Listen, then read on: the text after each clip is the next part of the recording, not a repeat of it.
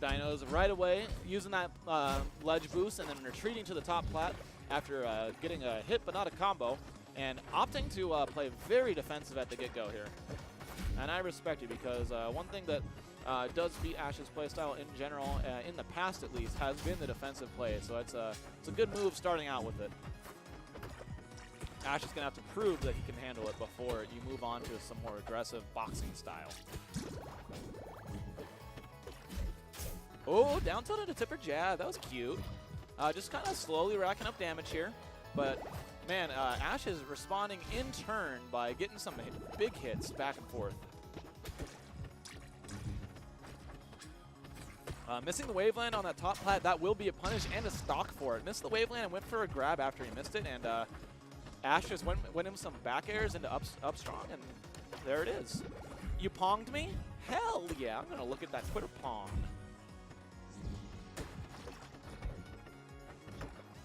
Oh, you blew a kiss too, hell yeah. That's right.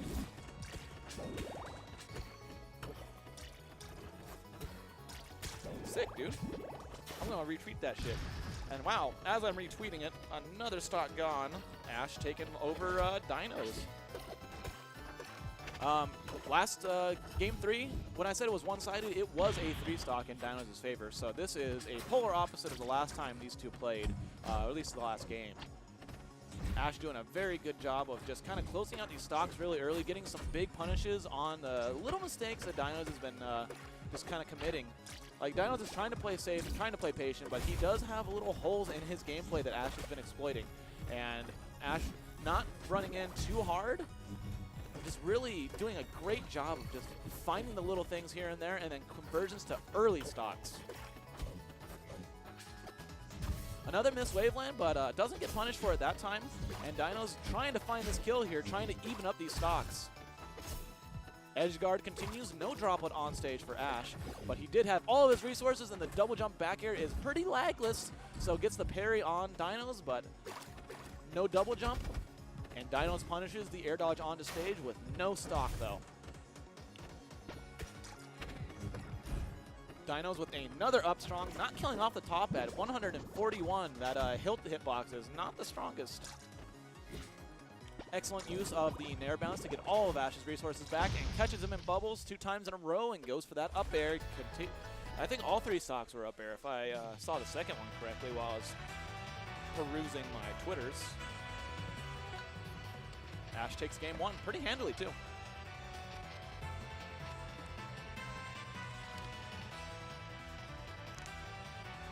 And if you look to your bottom of your screen, you can see Classic Dinosaur with his tomato and Ash sleeping over there next to his on fire food, and our Overcooked theme banner made by Chu Pooch, our sick ass local Arizona artist. Give him a follow, commission him, do whatever you want, and look out for his next pieces of work. He's going to be making our overgrown overlays for us. Our overlays, if you will. Doesn't find the down air from that forward air too. Kind of drifted out, and Ash kind of died down on it, so it's a little bit harder for him to catch that drift. Oh, misses the punish, but then Ash rolls, and the roll caught bad DI out, I guess. And so that's a stock. Down strong, gonna take it.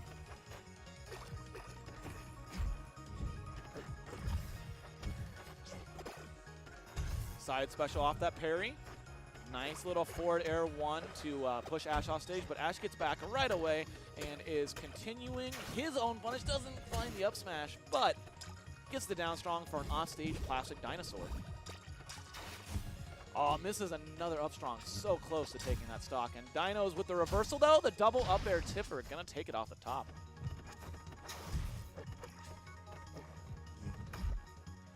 Yeah, Ash, true to what I said about their last set. Back and forth. One-sided one way, one-sided the other way. The counter pick advantage is going to be really key in this game, or in this set, really. As Dinos just kind of really pushing his advantage on this stage. Getting one singular hit and then carrying it into a plethora of percentage. But Ash is trying his best to fight back. Just every hit that Ash takes here is going to be pretty deadly for his final stock. But the legendary 69, never mind. Catches another roll with a down strong tipper, hit 2. Ash does correct his DI before that one happens, but the unfortunate misinput for the side special off stage, going for a reverse drop it more than likely, and he dies off the bottom for it. He can't drift over to the stage. That's something you see happen from Breadstick too. I've done it, I think in bracket as my Orcane. It's just a really common Orcane misinput.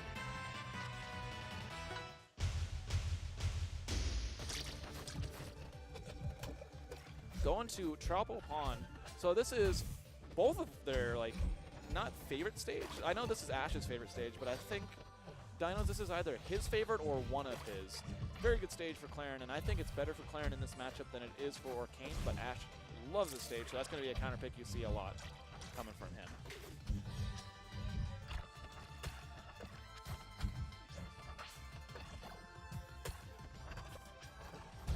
So yeah, I'm going into game 3 in the set of attrition. Oh my goodness. Dinos catching the last hit in air into tipper up strong, getting an early stock on Ash because Ash presumably tried to tech, but was just a little bit too high as Dinos closes out that stock, and now we get a tipper down tilt off stage, double jump back air from Ash. Gonna land on stage and continue some aggression of his own here.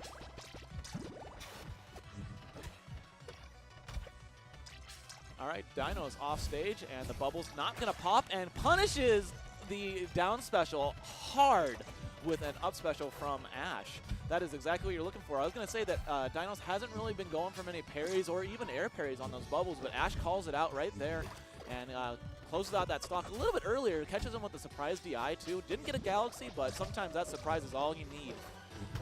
Now we're going into 2 stocks apiece, and Dino's looking to get this edge guard, but there is a puddle on the other side of the stage. Ash elects to turn around droplet in order to pop some bubbles and get a bubble butt onto stage. A little bit of spaghetti as they both kind of land close quarters to each other, trying to find their way out, and Dinos comes out on top in that interaction. But now the parry coming out on Dinos, not going to get a big punish, and Ash lives another day.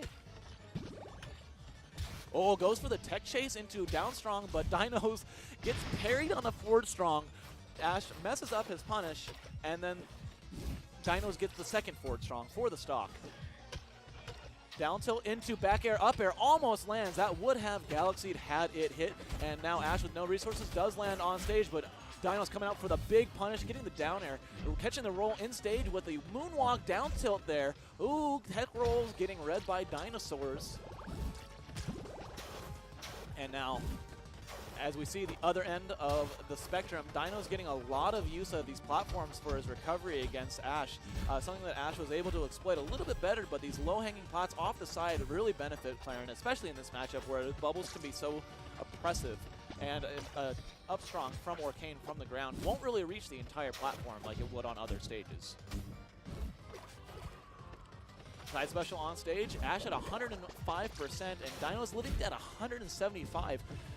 Next hit could kill either of them, honestly. And Dinos goes for the up strong, doesn't get it quite yet, but Ash looking for some sort of frame 7 kill move. We all know what it is. Not finding it quite yet, though, and Ash finally finds that stock. I actually wasn't sure who got that kill because of the hitbox extension there, but Ash does find it at 181, and Dino responds in turn with a tipper nair into tipper up strong. Taking that stock with no percent.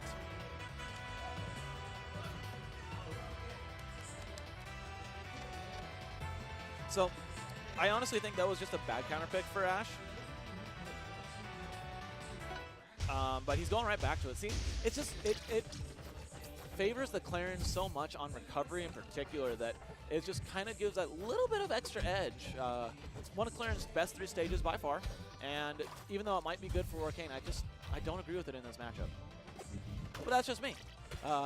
Ash looking to prove me wrong here on game 4. Up air, 67%.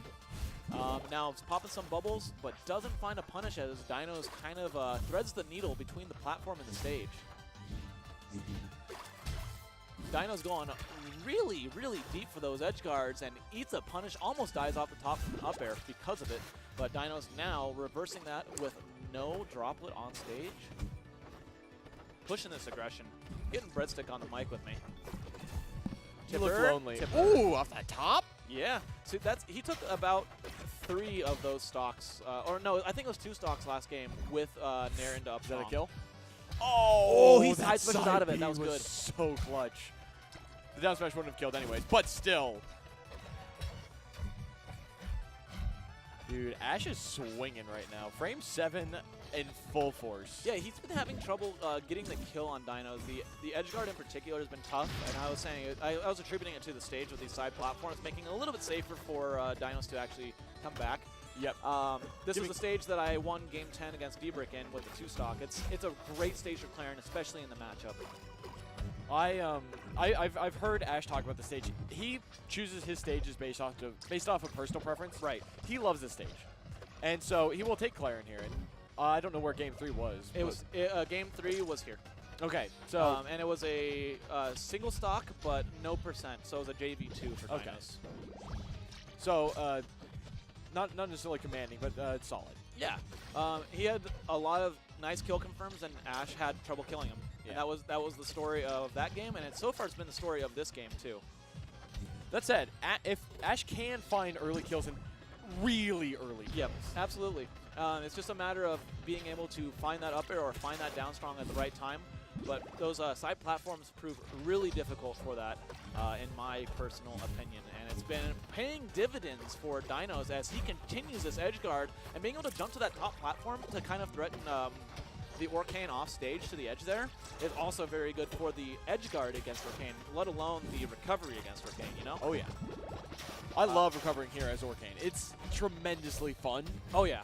There's a lot of things you can do with a lot of characters on this and Treetop, or not Treetop, Spirit Tree because of the overhanging platforms. A lot of unique recoveries that you can have. Nair bounce, wall jump, up B. Does not work, unfortunately. You can't Orca hop to the wall directly. It doesn't work. Yeah, you'll need your double jump for that. Yeah, because if you Orca hop into it off the wall, that only works in Tempest, where you Orca hop off the wall. It doesn't work on Spirit Tree? Because those platforms are a little lower, too. They don't go, it's really hard. I'm not sure, actually. Okay.